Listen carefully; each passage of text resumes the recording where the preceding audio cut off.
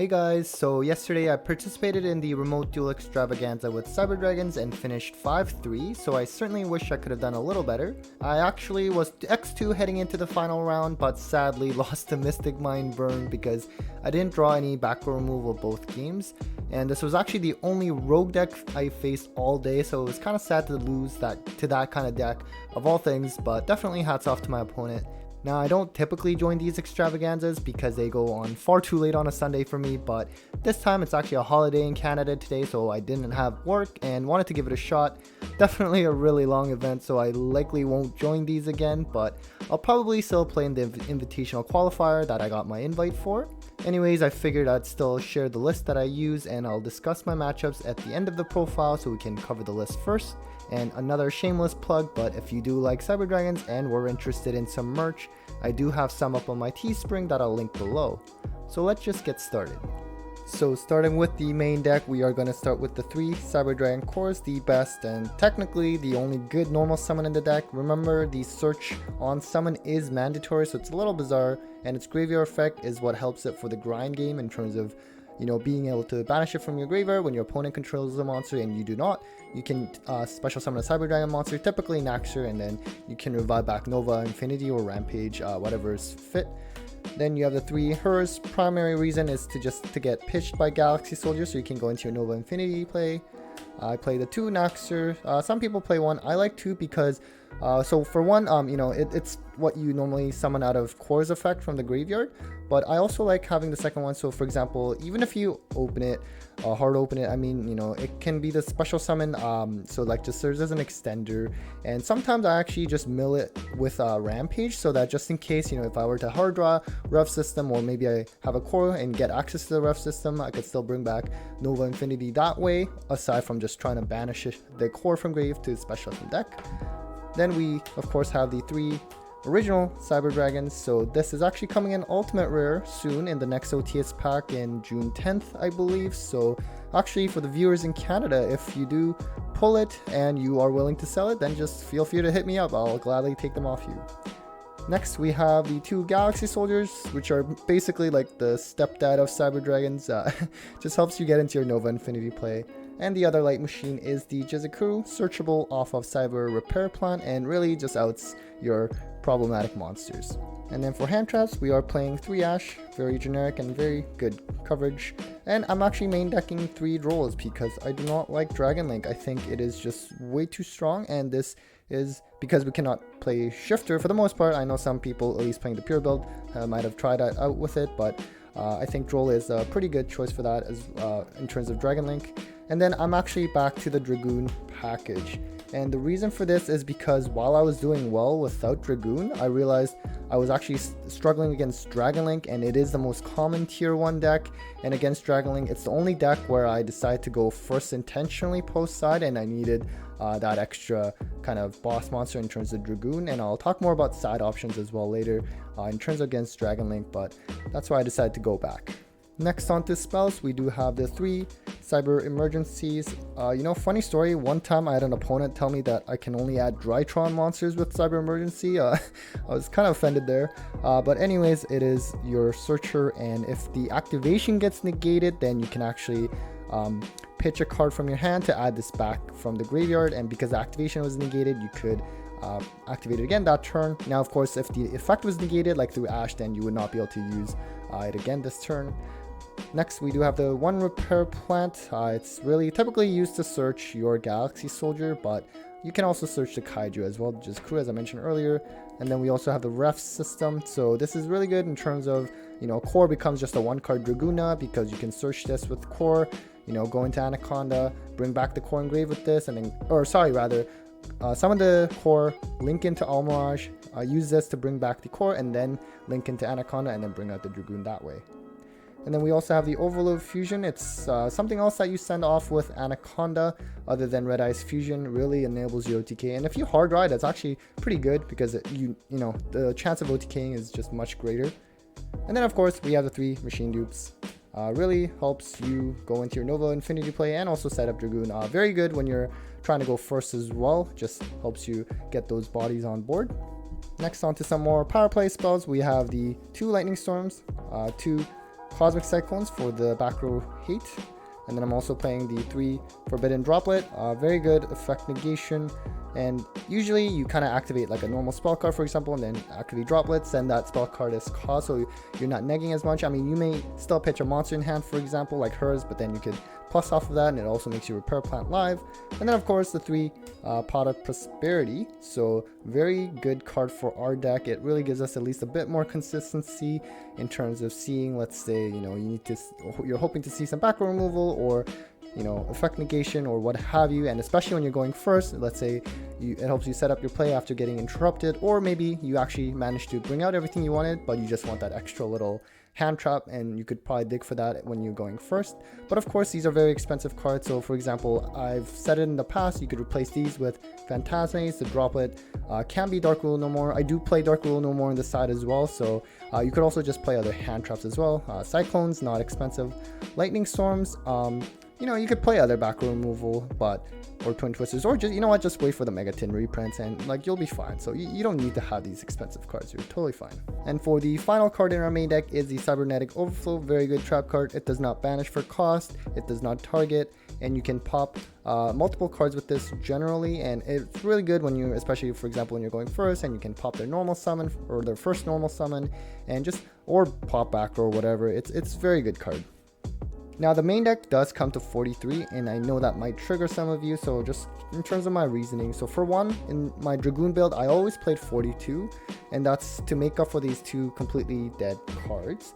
So for example, Red Eyes Fusion, technically, while ideally you don't want to draw it in the most instances, I mean against back row heavy decks, it's actually not bad hard drawing it, but you know, in itself, it's not a dead card, right? It can actually do something, but these 2 cards, they really don't do anything, and if you hard draw them, you do have to keep it in your hand. You can't just, you know, discard it for Naxter or discard it for Forbidden Droplet, because then your whole Dragoon engine becomes dead.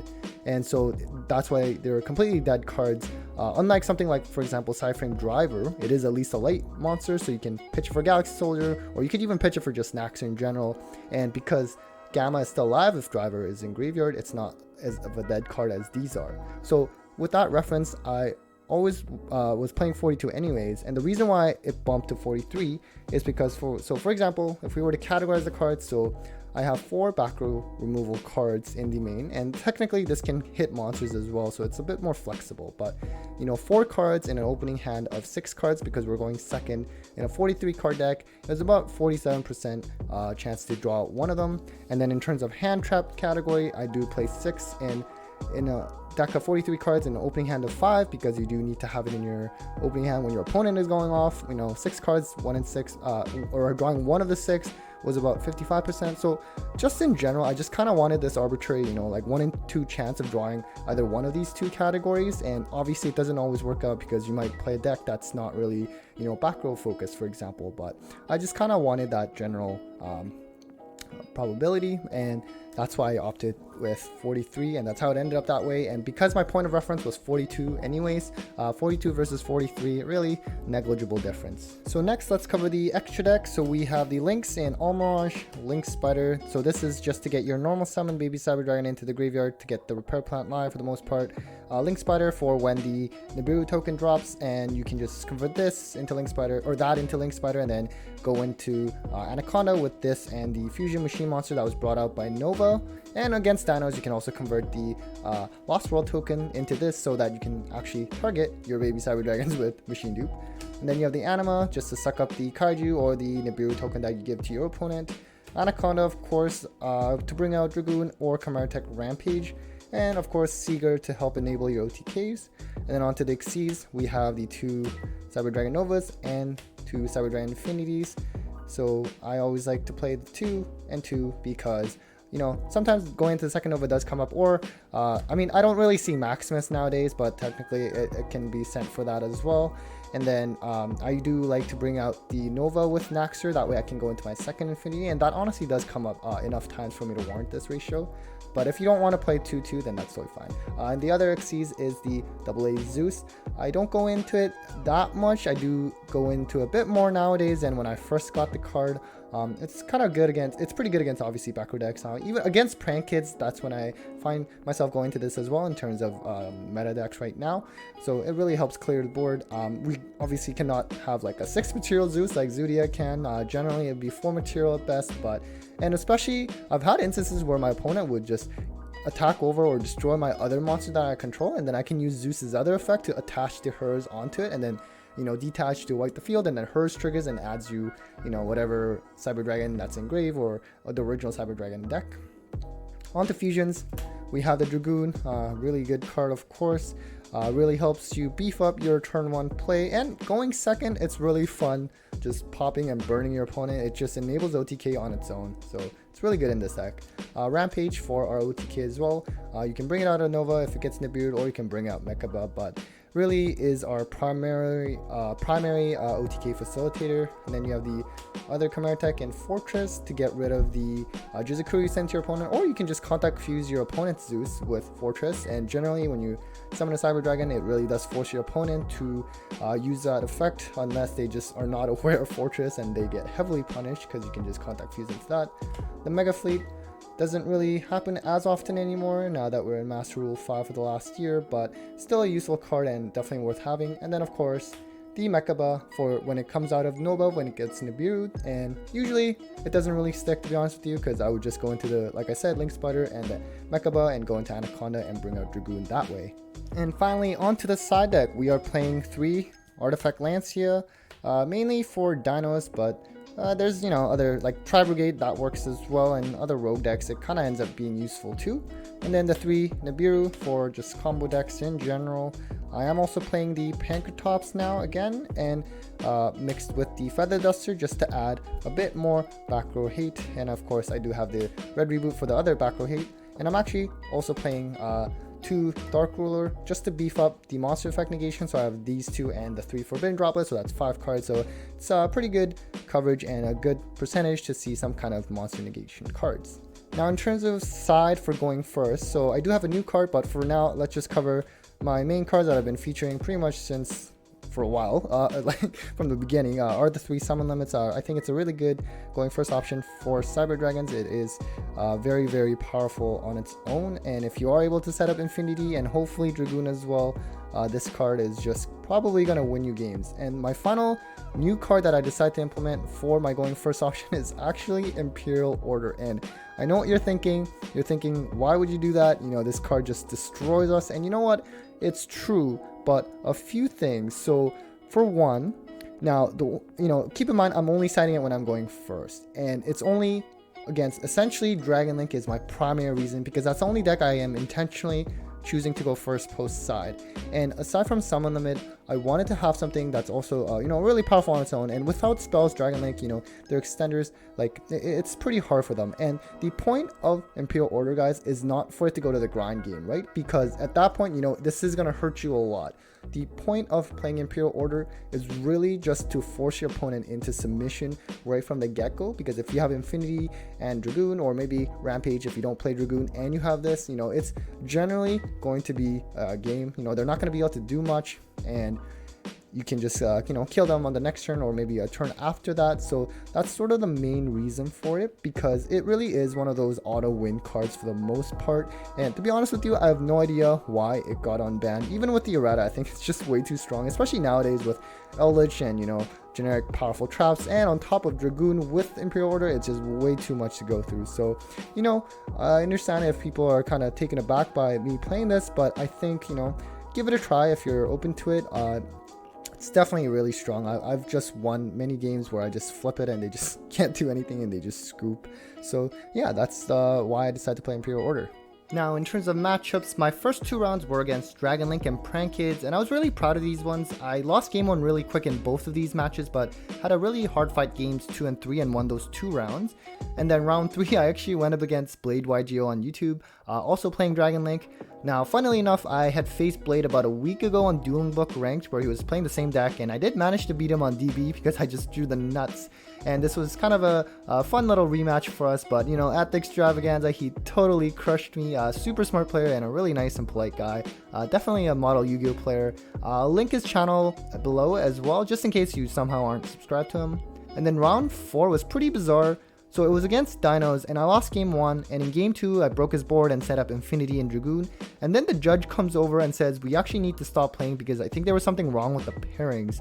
So, you know, it gets fixed and they tell us actually restart from game 1 again, and this ruling was not consistent because some players got to just continue from where they were, but we had to restart. Anyways, we restarted from game 1 and I promptly got 2-0'd. And my opponent did finish 16th place though, so congrats to him. And then round 5, I played against Eldritch Zodiac, which I won. In round 6, I actually went up against a friend, Luch, who played Dogmatic Invoke Shadal. He unfortunately totally bricked game 1, and game 2, he actually made me go first, and I set up Infinity and Dragoon, and while he did manage to out the Dragoon, I kind of had too much to follow up on the next turn, and I OTK'd him. And then I went up against Tri-Brigade Zoo and won that one as well. And I think game 2 he opened like triple Pot of Desire, so that was really unfortunate for my opponent. And then finally my last round was against Mystic Mine, as I mentioned at the beginning of the video. You know, unfortunate to not see the back row removal because I typically have a really good win percentage against stun decks like these, but it happens. Anyways guys, that was it for the deck profile. Hope you enjoyed that and hope you found that helpful. I'll actually be creating another Cyber Dragon tip video within the next couple of weeks, something I haven't done since the early days of my channel. And I'll link the previous one I made, including the ruling videos, in the description as well. Take care guys.